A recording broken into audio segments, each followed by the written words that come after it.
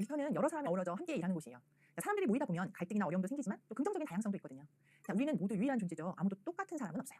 자, 생물학적으로 같은 유전자를 가진 일란성 쌍둥이더라도 각자의 개성이 있답니다. 자, 다양성의 영역은 성별, 세대, 인종, 지역이나 국가처럼 타고난 특성도 있지만 종교, 가치관, 또 정치적인 신념, 소통 방식, 경험처럼 이제 획득된 특성까지를 다 포함해요. 자, 그러니 나랑 똑같은 사람, 일치하는 사람은 없어요. 자, 현재 대한민국은 단일민족 국가인가요? 아니면 다민족 국가인가요? 자, 우리는 전통적으로는 단일민족 국가로 인식되지만 외국인 이주자, 또 다문화 가정이 또 증가하면서 다문화 사회로 보는 게 맞죠. 2023년 기준으로 우리나라의 총 인구는 약 5,100만 명 정도 되고요. 외국인 이주자는 약 200만 명 이상이래요.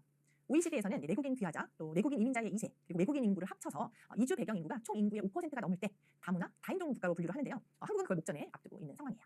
자, 가장 대표적인 다문화, 다인종 국가는 미국이죠. 자, 미국은 사회적 통합과 국가 경쟁력 강화를 위해서 이 다양성 관리를 아주 오랜 시간 동안 해왔어요. 자, 특히 일터에서의 다양성 관리는 시장 점유율의 증가라든지 수익 증가, 전문 인력의 유치, 그리고 창의성, 문제 해결력 이런 면에 있어서 굉장히 긍정적인 영향을 미친다는 결과가 다수랍니다. 자, 인재 전쟁이라고 불릴 만큼 기업 환경이 치열하잖아요. 그러니 구성원 전체의 능력을 최대한 활용하는 게 중요해요. 그래서 좀 다양한 계층의 고객 니즈를 파악하고 대응하려면 그만큼 내부의 구성원도 다양성이 필요하거든요. 실제로 다양한 구성원으로 이루어진 팀의 성과가 높아요. 자, 그렇다면 국내 기업 조직에서 가장 고민을 많이 하는 다양성 영역은 뭘까요? 그렇습니다. 이 성별, 남녀와 그리고 세대예요. 동일 직급, 동일 경력에도 사실 남녀 간 급여 차이가 있거든요. 그리고 여성 간부나 임원 비율이 한국은 낮습니다. 세대 간 갈등은 업무의 수행 방식이나 소통 문제에 그치는 게 아니라 정년의 연장이나 인사 적체 같은 문제와도 맞물려 있어요. 자, 지금부터 다양성의 강점을 좀 눈으로 확인한 실험을 소개하죠. 이 가우스라고 하는 생물학자가 한 실험인데요. 동일한 환경 조건으로 이 두 개의 방을 만들었어요. 크기나 온도, 습도, 먹이, 양 이런 거 이제 조건이 똑같이 한 거죠. 그러고는 한 방에는 단일한 한 종의 쥐만 넣었고요. 또 다른 방에는 여러 종의 이제 쥐들을 넣은 거예요. 자, 일정 시간이 지나면서 변화를 살펴봤는데요. 정말 놀라운 일이 벌어진 거예요. 이게 웬일입니까? 한 방의 쥐가 모조리 죽은 거예요. 단일한 한 종으로만 이루어졌던 그 방이요. 자, 반대로 여러 다양한 종이 있던 방은 다들 왕성하게 잘 살고 있는 거죠. 대체 왜 이렇게 된 걸까요? 자, 단일 종은요, 좋은 게 모두에게 좋고 또 나쁜 게 모두에게 나빴기 때문이래요. 자, 자기들의 배설물이 복이 된 거죠. 하지만 이 서로 다른 배설물이 생존에 도움이 된 거예요. 여러 종이 있던 방은. 게다가 다양한 종은요, 각자의 선호도가 달랐던 게 좋았던 거죠. 자, 누구는 따뜻한 데가 좋아. 자, 누구는 좀 습한 곳이 좋아. 누구는 먹이량이 많은 게 필요하지만 누구는 좀 덜 그래. 자, 이렇게 행복의 조건이 다르니까 자원을 나눠 쓸 수 있었던 거예요. 자, 지금 지구가 몹시 아프죠. 기후 위기와 환경 오염으로 인해서 생태계가 무너지니까 이 생물 다양성의 문제가 주목받고 있는데요. 이 가타카라고 하는 영화를 보면 이 유전자 조작을 통해서 완벽한 인간을 만들어낸 세상이 그려지거든요. 원하지 않는 유전자를 계속 없애는 거예요. 그러면 인류는 획일적인 유전 형질만 갖게 될 거거든요. 자, 이런 상황이 되면 특정 유전자에 아주 치명적인 질병이 생긴다. 그러면 이제 한꺼번에 이제 인류가 멸망할 수도 있답니다. 다양성의 어떤 위대함이 느껴지지 않나요? 자, 이 실험은 가우스의 이론이라 불리면서 기업의 경쟁 전략 이론 중에 하나가 되었는데요. 동종 업종에서는 가장 경쟁력 있는 기업만 살아남을 수밖에 없잖아요. 자, 그러니 기업마다 좀 경쟁 사고는 좀 다른, 뭔가 차별화된 걸 만들어내야만 하는 거예요. 그래야 시장의 다양성, 또 고객의 다양성을 충족하면서 지속 가능성을 유지할 수 있겠죠. 자, 그러면 기업에서는 어떤 사람을 뽑으시겠어요? 경영학 전공자, IT 실무자 그런 사람만 뽑아요? 여러분은 스펙이 중요하다고 생각하잖아요. 물론 일정 수준의 영어 구사 능력도 필요하고요. 또 지원 직무와 관련된 전공 과목 이수나 자격증 필요하죠. 하지만 해외에서 나고 자라지 않는 한 영어 구사가 완벽할 수 없잖아요. 언어는 문화와 생활을 담아야 하는데 차라리 한국 대학 나온 외국인이 낫지 않겠어요?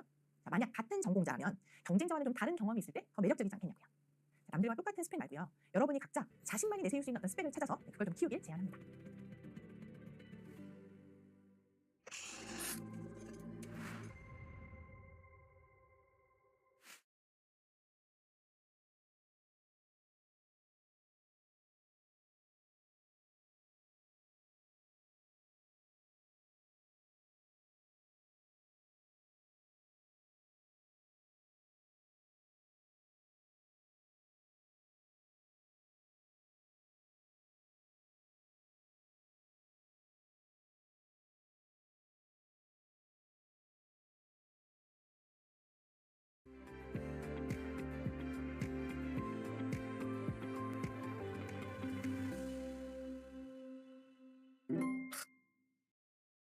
이번 학습을 통해 첫째, 다양성 관리가 조직 내 관계 및 성과에 주는 긍정적 영향을 설명할 수 있습니다. 둘째, 일터 속 효과적인 관계를 발전시키는 방법을 제시할 수 있습니다. 이어지는 교수님의 강의를 통해 다음의 학습 내용을 확인하여 학습 목표를 달성하시기 바랍니다.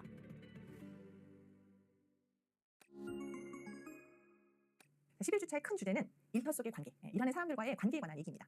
일이 쉽지는 않죠. 분명 힘든 부분이 있어요. 하지만 일터라는 곳이 목표에 맞게 또 성과를 내야 하는 일이니까 어찌 보면 당연하다고 우리가 받아들이죠. 문제는 이 사람과 부딪히는 어려움인데요. 이게 내가 노력만 한다고 해서 해결할 수 있는 게 아니라 상호성이 있어서 더 버겁죠.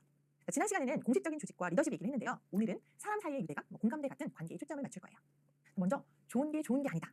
그러니까 좋다는 기준이 다를 수 있다는 건데요. 같은 상황, 또 같은 사건을 보더라도 다르게 보일 수 있다는 뜻이에요. 좋은 게 좋지 않을 수도 있고 나쁜 게 반드시 나쁜 것만은 아닐 수 있다는 시각이죠.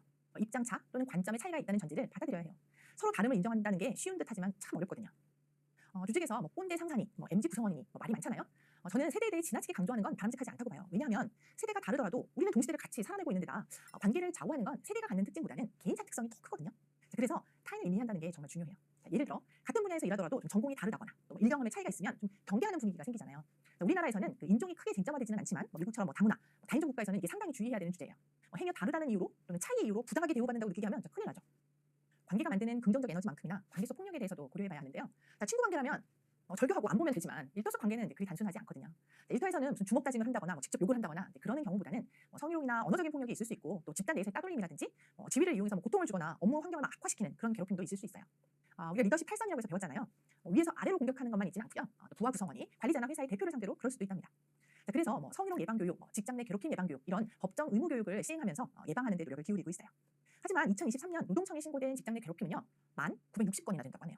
게다가 신고를 하더라도 이게 괴롭힘으로 인정받는 경우가 한 30%밖에 안 되거든요. 일터속 관계에 대한 큰 쟁점이 아닐 수가 없어요. 자, 지금처럼 환경이 급변하는 데다 복잡하고 또 고차원적인 어떤 결정을 요구하잖아요. 일터에서 해야 할 일, 하지 말아야 할 일을 모두 목록화하고 규정할 수는 없어요. 법과 제도를 만들더라도요. 이건 최소한의 방어책 내지는 해결책이지 궁극적으로 일터 속의 관계를 좋게 만드는 건 아니거든요. 좋은 게 아닐 수 있다. 다를 수 있다. 그럴 수 있다. 이렇게 관계는 서로에 대한 다름을 존중하는 것에서부터 시작합니다. 자, 일터 속 다양성은 여러 가지가 있을 수 있는데요. 특히 일하는 방식에 대해서 좀 알아보죠. 자, 일터에서 서로의 일하는 방식을 이해한다면 성과를 높이는 데도 도움이 되겠죠. 이 회의는 작업 스타일을 크게 5가지로 구분을 했는데요. 자, 여러분이 어디에 해당하는지 한번 찾아보세요. 또 여러분이 일하고 있는 동료가 있다. 그러면 그 사람은 또 어떤 유형인지도 비교해보면 좋겠어요. 여러 유형이 섞여 있다면 좀 더 뚜렷하게 보이는 특징을 찾아보죠. 자, 첫 번째는 서두르는 유형입니다. 굉장히 효율성을 추구하고요. 빠른 기간 안에 성과물을 내는 걸 중요하게 생각하죠. 기한이 명확하게 정해져 있는 오히려 목표를 좋아하고요. 다만 이제 서두르다 보니까 준비가 소홀한다든지 또는 실수가 발생할 수 있는 위험은 있어요. 자, 두 번째는 완벽주의 성향인데요. 완성도가 굉장히 좋고요. 아주 세밀하고 섬세한 일 처리가 가능한 그런 성향이에요.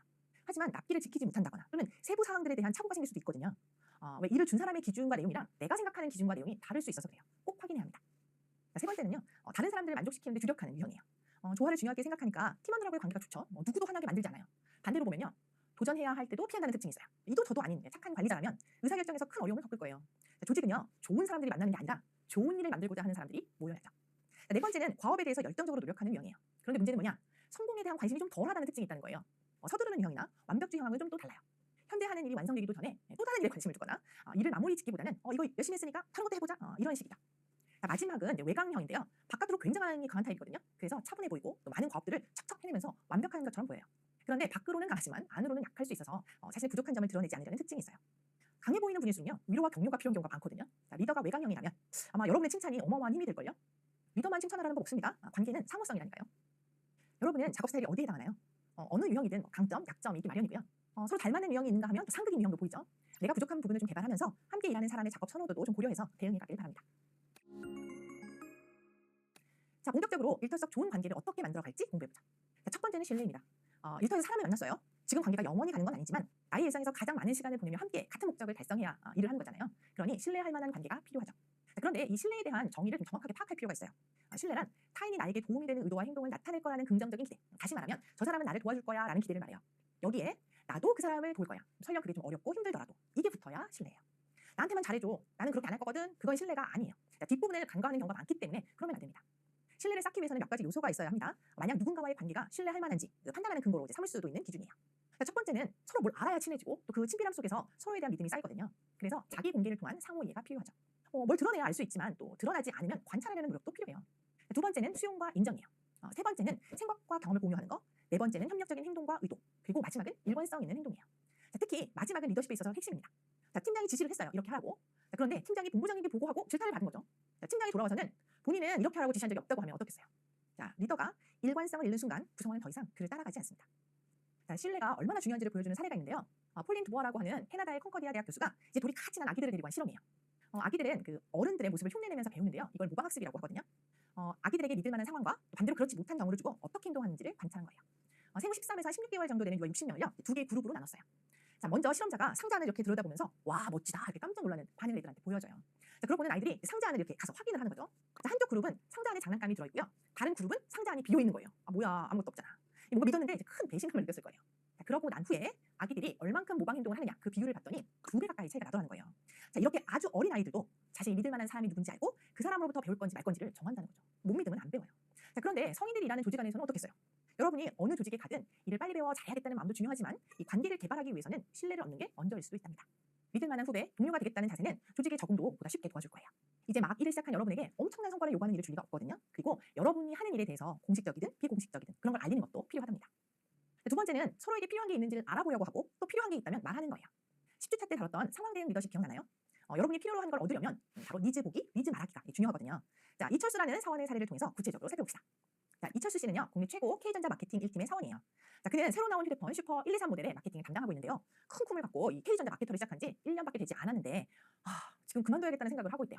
자, 그래서 그가 팀장님께 가기 전에 팀 내 함께 일하고 있는 사람들에게 자기 생각을 말했어요. 제가 일도 적성이 좀 안 맞는 것 같고 성과도 잘 안 나고 진짜 너무 힘들어요. 팀장님이랑 좀 성격도 안 맞고 해서 완전히 찍힌 것 같거든요. 매출 실적이 저조한 것도 마케팅을 잘 못해서 그런 것 같아 책임을 많이 느낍니다. 어떻게 하면 좋을까요? 이렇게요. 자, 그랬더니 팀원들의 견해가 좀 달랐던 겁니다. 이봐 철수 씨, 그렇게 생각하면 안 되지. 겨우 1년밖에 안 되었는데 조직에 대해서 뭘 안다고 그만둔다고 하나? 나도 입사 초기에 그랬어. 내가 팀장한테 잘 얘기해 줄 테니 먼저 팀장한테 가서 술 한잔 사라고. 원래 이런 일은 술 한잔하면서 이야기하면 다 풀리게 되어 있는 거야. 어머, 철수 씨가 그렇게 힘들어하는 줄은 정말 몰랐네요. 오죽 힘들면 그런 결정을 내렸을까? 철수 씨는 신중한 사람이니 잘 생각해서 결정한 거겠죠. 제가 뭐 조언 드린다고 별 도움이 되겠어요? 알아서 잘하실 거라 생각해요. 철수 씨가 힘들어 보이긴 했지만 사표까지 쓰려는 줄은 정말 몰랐네요. 많이 힘들고 오래 고민했겠지만 우선 급하게 결정하지 말고 다시 한번 생각을 해봐요. 뭐 내가 도울 일이 있으면 이야기하고. 철수 씨, 같은 팀에 있으면서 별 도움을 못 준 것 같아 미안하네요. 아직 제대로 일을 파악하기 전에 신모델 마케팅 프로젝트에 투입이 되었으니 성과를 못 낼 수 있는 문제 아닌가? 그리고 팀장님은 원래 직선적인 분이라서 그런 오해를 한 것 같은데 팀장님을 개인적으로 찾아뵙고 조용히 문제를 이야기하는 게 먼저 해야 할 일 같아요. 철수 씨 생각은 어때요? 자, 팀원들이 이철수 씨에게 해준 얘기를 들어보면 차이가 있어요. 상황 대응 리더십에서 리더의 대표적인 행동은 크게 지시 그리고 지원으로 나누는데요. 각 팀원의 얘기가 지시와 지원 중 어디에 좀 더 초점을 맞추고 있는지 구분해보죠. 역량을 키울 수 있는 건 그렇죠. 지시적 행동, 반면에 의욕을 높일 수 있는 건 지원적 행동이에요. 자, 먼저 최 과장이 말합니다. 지금 그만두는 건 아니야. 팀장님과 얘기부터 나눠보라고 조언을 하죠. 그렇죠. 최 과장은 이철수 씨에게 지원의 얘기는 없고 지시만 주고 있어요. 이런 유형은 지휘관형이라고 합니다. 자, 정정 씨는 뭐라고 했죠? 철수 씨가 정말 힘들었나 봐요. 공감한 듯 하더니 알아서 하세요. 끝났어요. 자, 이건 지시, 지원 중 어디에 해당하나요? 그렇죠. 둘 다 없지 않나요? 이건 방임입니다. 물론 역량과 의욕이 다 훌륭하다. 그럼 위임이 필요해요. 자율적으로 일할 권리를 주는 거 그거 필요하죠. 유지성 씨는 이렇게 말합니다. 많이 고민한 건 이해하지만 성급하게 결정하지 말고 생각해봐. 이렇게요. 그리고 도움이 필요하면 얘기하라고 하죠. 자, 이건 어떤 행동이죠? 맞습니다. 지원만 있는 거죠.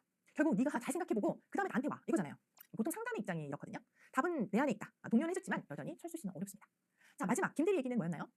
같은 팀인데 도와주지 못해 미안하다며 당신만의 문제라기보다는 경험이 많지 않은 신입에게 새로운 모델에 대한 마케팅 그 과제 자체가 좀 크다. 팀장과 대화부터 나눠보라고 하죠. 이 이야기에는 지시와 지원 두 가지가 모두 들어있어요. 이걸 코칭이라고 부르는 겁니다. 자, 4명의 얘기 중에 이철수 씨에게 가장 도움이 되는 건 뭘까요? 같은 팀이라면 팀원들이 무엇을 필요로 하는지 살펴보는 게 중요해요. 그래야 적절한 지시와 지원을 줄 수 있거든요.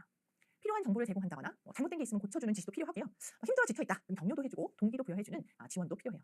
그런데 저는 여러분에게 이철수 씨처럼 그만둘 마음이 들 때까지 참지 말고 일하는 과정에서 어려움이 발생할 때 그보다는 마케팅 프로젝트에 투입될 때부터 필요한 걸 이야기했어야 한다고 얘기해주고 싶어요. 저는 신모델 마케팅은 처음 해보는 거라 부담이 많이 됩니다. 혹시 팀에서 진행했던 경험이 있으면 좀 공유해 주시겠어요? 제가 어떤 게 더 좋은지 판단이 어렵습니다. 몇 가지 기준을 정해주시면 감사하겠습니다. 이렇게 용기를 내서 먼저 이야기할 수도 있어야 해요. 정말 일 잘하는 사람은요. 니즈를 말하고 그걸 얻어내는 사람이에요. 이것으로 이번 시간 강의를 마치겠습니다. 다음에 학습 정리 내용을 확인하고 학습 목표를 잘 달성하였는지 점검하기 바랍니다. 일터 속 관계의 쟁점으로는 리더십 탈선과 집단 따돌림이 있습니다. 집단 따돌림은 한 개인을 상대로 겁을 주거나 모욕적, 악의적 행동으로 자신감과 자존감을 하락시키는 행동을 말합니다. 일터에서 나와 상대방의 작업 스타일에 대해 이해한다면 성과를 높이는 데에도 도움이 됩니다. 회의는 작업 스타일을 서두르는 유형, 완벽주의 성향, 다른 사람을 만족시키는 데 주력하는 유형, 과업에 대해서 열정적으로 노력하는 유형, 외강형 이렇게 5가지로 구분했습니다. 일터 속 좋은 관계를 만들기 위해 신뢰 쌓기와 니즈 보기, 니즈 말하기를 할 수 있어야 합니다. 신뢰 쌓기의 요소로는 자기 공개를 통한 상호 이해, 수용과 인정, 생각과 경험의 공유, 협력적 행동과 의도, 일관성 있는 행동이 있습니다.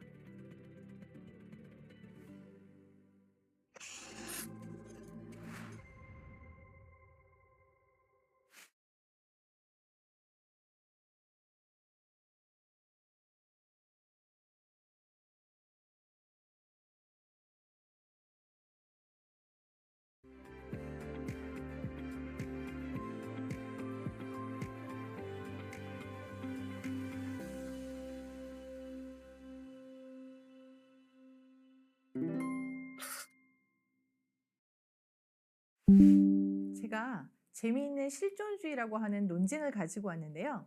자, 여기서는 상대방의 의견을 무시하는 태도가 조금이라도 보이면 경고음이 이렇게 삐 하고 울려요. 자, 두 사람이 뭘 가지고 다투는지 들어보겠습니다. 서! 오늘 나는 나와 다름을 그리고 싫음까지도 존중하는 사람이 되겠습니다. 존중. 네, 안녕하세요. 저는 신인 배우 겸 모델로 활동 중인 배우 김수민이라고 합니다. 안녕하세요. 제 이름은 김태규고요. 여행 스타트업에서 기획 디렉터 업무를 맡고 있습니다. 저는 주 4일 출근이죠. 그리고 주 4일로 됨으로써 개인에게 어느 정도 시간이 부여된다고 생각을 하거든요. 워킹과 밸런스를 둘 다 가질 수 있다라고 저는 생각을 합니다. 저는 연봉 인상이죠. 주 4일을 해서 거기서 리스크가 발생한 그 금전적인 부분을 투잡으로 한다거나 이제 쓰리잡으로 그걸 메꾸거든요. 그럴 바에는 차라리 그냥 애초에 주 5일을 해가지고 그만큼 더 고페이를 받는 게 딱 나왔습니다. 네, 저도 충분합니다. 네. 왜냐면은 얼마든지 이제 반박할 수 있기 때문에 저는 이제 부럽습니다.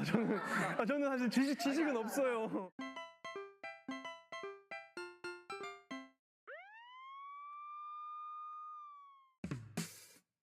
저는 워라밸을 선택할 것 같은데 밸런스가 있어야지 워킹도 잘 된다고 봅니다. OECD 평균 행복 지수가 대한민국이 꼴찌예요. 그 이유가 뭐냐면은 물가는 높은 반면에 수입이 적으니까 지금 있는 물가에서 수입이 적어지는 현상이 있는 건데 그러면 이게 밸런스가 안 맞게 돼서 자연스럽게 행복지수가 떨어지고 이런 부분들을 개선을 하려면은 높은 연봉을 베이스로 깔리고 그 후에 복지를 택하는 게 낫지. 저는 무슨 이거 100분 토론인 줄 알았습니다. 뭐 높은 연봉 중요한 건 저 알고 있지만 기본적으로 이제 말리고 해야 돼요 지금. 나 이거 까먹으셨어? 여기에 붙여드릴게요. 일하는 시간도 나의 어떤 밸런스 중에 하나이니까 어차피 같은 시간을 투자한다면은 조금 더 내가 밸런스를 가지고 있는 시간에 투자하는 게 낫다고 보고 그 외의 시간에서도 자기 시간을 투자해서 부가적인 수익들을 창출해야 된다고 보는 거죠. 저녁에 주로 아버지랑 밥을 먹으면서 뉴스를 보고 이렇게 연기 연습도 하고 이렇게 보내거든요. 근데 그런 생활을 뒷받침할 수 있는 거는 아마 돈이겠죠. 그런 금전적인 여유가 없다고 하면 돈이 없더라도 배울 수 있는 걸 좋아합니다. 제가 보통 매주 화요일마다 이제 끝나고 나서 락밴드를 하거든요. 그렇게 함으로 인해서 에너지를 얻는 것이 엄청 많습니다. 그렇게 하기 위해서는 결과적으로 이제 밸런스를 통해서 시간을 가질 수 있는 것들이 필요하다는 거죠. 어차피 저희가 이제 월화수목금 일을 하고 주말에 쉬기 때문에 휴식이라는 게 필요하진 않아요. 가장 중요한 게 돈이거든요. 왜냐하면 그 돈으로 인해서 모든 걸 다 하는 건데 균형을 맞춘다는 거는 상당히 굉장히 어려운 거고 중간에 이 밸런스를 무너뜨려서 일을 많이 함으로써 거기서 돈을 얻고 내가 이 균형을 좀 올리는 게 낫지 균형을 맞추자 이거는 정신적으로 피폐해져 이거는. 일에 대한 재미를 기본적으로 디폴트 값으로 잡아놓고 나머지를 취한다면은 조금 가능은 하다고 본다. 정신력을 흔들리지 않으려면 기본적으로 생활이 받침이 돼 있어야 돼요. 돈을 벌려면 뭐 한다? 일해야 된다. 경제활동을 당연히 해야 되고 어떤 방식으로 할지에 대해서 조금 생각을 해야 된다는 거죠. 포기하는 것보다는 좀 더 계속 움직이는 것이 좀 좋다고 보는 거죠. 네. 삶에 있어서 여유가 가장 필요한 건데 어쨌든 자신감이 붙으려면은 가지고 있는 게 많아야 되고 또 행복은 기본적으로 뭐다? 돈이다. 행복은 돈이다라는 사람도 있고 행복은 다른 것이다라고 딱 디파인하는 사람들이 분명히 있을 건데 저 같은 경우에는 행복이란 일상의 감사라고 생각을 해요. 여러분이라면 주 4일 근무냐, 연봉 인상이냐? 자, 어느 쪽을 선택하겠어요? 난 주 4일 근무할 거야. 그랬더니 뭔 소리? 연봉을 높게 받아야 여유도 있지. 이러면서 이제 각자가 주장을 하죠. 입장 차이가 있습니다. 일과 개인의 삶 간에 워라밸이 잘 돼야 한다는데 동의하지만 사실 현실은 퇴근 후에 아르바이트 병행하는 직장인이 10명 중에 3명이 넘어요. 자, 원칙적으로는 그 공무원은 영리 업무와 겸직이 금지되어 있고 또 일반 기업도 동종업계에서 겸업하면 징계나 해고가 가능하거든요. 자, 여러 가지 이유가 있겠지만 자, 본업과 이해충돌이 생기거나 조직 몰입이 떨어질 수밖에 없기 때문에 그래요. 자, 일부 대기업이 탄력 근무를 통해서 한 달에 한두 번 금요 휴무를 허용하고는 있어요. 특히 세브란스 병원에서 임금 삭감에 합의하면서 간호사 주 4일제가 시행되었거든요. 앞으로 주 4일제에 대한 논의는 더 활발해질 겁니다. 그리고 그것만큼이나 노동 생산성에 대한 강화, 그리고 기업 경쟁력 제고에 대한 목소리도 클 거예요. 자, 워라밸이냐 연봉 인상이냐, 자, 이건 개인의 선택 문제라기보다는 우리가 모두 일터를 좀 더 경쟁력 있게 만들어가야 그 선택이 가능하고요. 뿐만 아니라 또 진정한 워라밸 그리고 여유로 행복에 이르게 해줄 거라고 봅니다.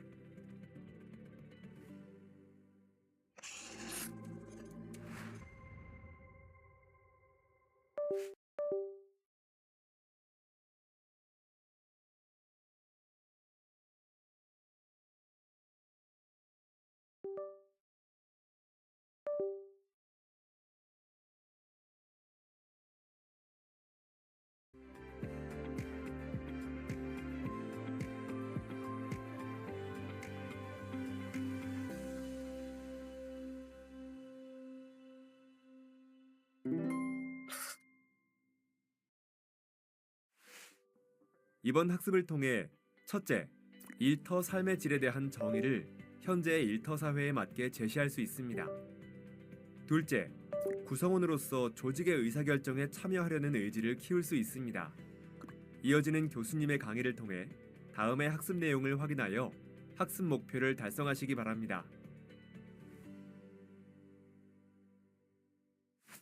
우리가 못 먹던 시절에는 그저 잘 사는 게 목표였지만 2023년 한국의 국내 총 생산은 세계 14위의 경제 강국이죠. 물론 세계 10위였던 한국이 최근 3년 뒷걸음질 치고 있긴 합니다. 자, 아무튼 이제는 삶의 양이 아니라 삶의 질을 높이는데 모두가 관심이 있어요. 자, 특히 가장 많은 시간을 보내는 일터 속 삶의 질이 풍요로웠으면 하잖아요.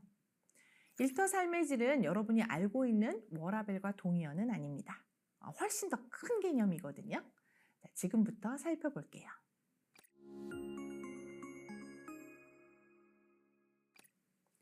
워라밸은 워크-라이프 밸런스의 약자죠. 일과 개인 삶의 균형을 말하는데요. 일터 삶의 질은 워라밸을 포함해서 직무 만족, 경력 개발, 고용 안정, 정신 건강, 조직 구성원의 참여, 노동의 인간화와 같은 개념들을 더 포괄하는 거예요. 자, 여기서 노동의 인간화는 1970년대 와서 논의가 시작된 말인데요. 자, 일하는 나 자신이 일의 부품이나 어떤 프로세스의 일부처럼 느껴지지 않도록 해야 한다는 거예요. 자, 일을 표준화하고 생산량을 높이려고 했던 것이 오히려 일하는 사람들의 노동력이라는 걸 상품처럼 만들어 버리면서 일 속에서 뭔가 사람답게 뭔가 나다움을 실현할 수 없게 만든 게 큰 계기였죠. 자, 일터 삶의 질은 초기에는 일터의 어떤 물리적인 환경을 개선하는 데 초점을 뒀습니다. 좀 안전한 일터, 쾌적한 환경 이런 걸 만드는 게 시작이었다면 점차 좀 심리적이고 사회적인 관계까지도 잘 조성할 수 있는 방향으로 발전해 왔어요. 자, 궁극적으로 일터가 성과를 함께 창출하고 나누는 어떤 하나의 공동체를 이뤄가는 거예요. 자, 구성원의 참여와 몰입에 중점을 두고 생산성과 효율성을 증진하려는 활동이 곧 일터 삶의 질이라고 말할 수 있습니다. 자, 반세기 넘게 일터 삶의 질을 확보하기 위해 노력해왔고 사실 지금도 진행 중이죠. 자, 우리나라는 전 세계가 주목할 만큼 엄청나게 빠른 속도로 경제 성장을 이뤘어요. 근데 그 과정에서 노동자들의 큰 희생이 또 뒤따랐습니다. 자, 22살의 청년 노동자 전태일이 근로기준법을 준수하라. 우리는 기계가 아니다. 라며 분신 자살한 게 1970년 늦가을입니다. 자, 불과 53년 전 일이에요. 여러분 혹시 6월 12일이 무슨 날인지 아세요? 세계 아동 노동 반대의 날이라고 하더군요. 2002년 국제노동기구에서 정한 날인데요. 2020년 조사에 따르면 무려 1억 6천만 명의 아이들이 노동자로 일하고 있대요. 자, 이 수치는 아동 전체 인구의 10%에 해당합니다. 참 안타까운데요. 우리가 9시 출근이면 9시까지 도착하면 되는데 왜 8시 50분까지 오라고 하냐고 막 논쟁을 벌이잖아요. 현실에서. 마치 딴 세상 얘기처럼 느껴지지 않나요? 자, 일터 삶의 질을 높이기 위해 가는 여정이 결코 멈춰서는 안 됩니다. 자, 지금부터는 일터 삶의 질을 구성하는 요소에 대해 살펴볼게요. 자, 첫 번째는 적절하고 공정한 보상이 이루어지고 있냐는 건데요. 우리가 인지 부조화라고 공부했던 거 기억나죠? 무조건 많이 받는 게 좋은 건 아니라고 했던. 사람은 모순된 상황, 또 불편한 상태를 균형에 맞게 바꾸려고 한다고 했었죠. 보상의 적절성과 공정함은 일터의 문화를 바꿉니다. 자, 두 번째는 안전한 업무 환경, 그리고 세 번째는 나의 역량을 활용하거나 개발할 수 있는 기회예요. 자, 역량을 활용하기만 해서는 소진되잖아요. 성장의 기회도 함께 있어야 해요. 자, 네 번째는 지속적인 성장과 안정의 기회, 다섯 번째는 조직 내의 사회적인 통합이에요. 부서 간의 갈등이 심하거나 또 리더와 구성원의 견해차가 크거나 이러면 성과가 나겠어요. 자, 좋은 의미의 경쟁과 관리는 필요하지만 모래알 같은 조직은 조직이 갖는 긍정 에너지를 발휘할 수 없어요. 자, 여섯 번째는 노동자의 권익을 지도하는 건데요. 일방적이고 자의적인 의사결정을 막을 수 있는 어떤 표현의 자유, 또 공정한 대우, 고충 처리 등을 보장하는 걸 말해요. 자, 일곱 번째는 워라밸이 포함되고요. 자, 마지막은 내가 하는 일이 이 사회에 또 이 세상에 유익하고 또 조직 또한 사회적인 책임을 다하고 있다는 자긍심을 가지는 건데요. 이걸 사회적 위성이라고 부릅니다. 자, 영화 삼진그룹 영어 토익반이라고 고화성, 이송, 박혜수 같은 유명 배우가 출연했던 아주 재밌고 신나는 영화가 있었어요. 입사한 지 8년이나 됐지만 이제 허드렛 일이나 해야 되고 그렇다면 이제 대리로 숙제내가지고 진짜 일다운 일을 해보겠다면서 토익 공부를 시작하는 그런 얘기거든요. 자, 이게 배경이 1995년도인데요. 자, 일터 모습의 변화를 구체적으로 느껴볼 수 있어요. 자, 영화에서 자영이 우연히 알게 됐어요. 회사의 그 공장 폐수가 유출된다는 문제를요. 그래서 이걸 토익반 동기들하고 해결해가는 그런 얘기거든요. 자, 조직에서 말단에다가 대우도 못 받았어요. 근데 내가 다니는 우리 회사 좀 좋은 회사였으면 좋겠다는 그런 마음으로 불가능한 싸움을 시작하죠. 자, 여기까지 설명한 8가지 구성 요소는 좀 막연하고 추상적인 어떤 일터 삶의 질을 구체적이고 직접적으로 측정할 수 있는 기준으로 활용될 수도 있는 그런 요소들입니다. 자, 일터 삶의 질은 1950년대부터 연구와 실천이 지속되어 왔는데요. 현대적 의미로 가장 주목받고 있는 건 조직 구성원의 관여예요. 조직 구성원의 관여란 조직이 뭔가 성과를 내는 문제 그리고 개인들의 어떤 복지와 관련된 모든 의사결정 과정에 구성원들의 참여를 그런 높이는 개입 방법을 말합니다.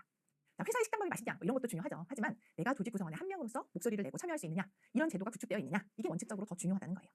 자, 마치 인류 역사에서 선거권 또는 투표권을 가지기 위해서 정말 엄청나게 치열한 투쟁들을 해왔잖아요. 어떤 의미와 가치가 있는지 느낄 수 있는 부분인데요. 선거권은 주권을 행사하는 가장 중요한 권리잖아요.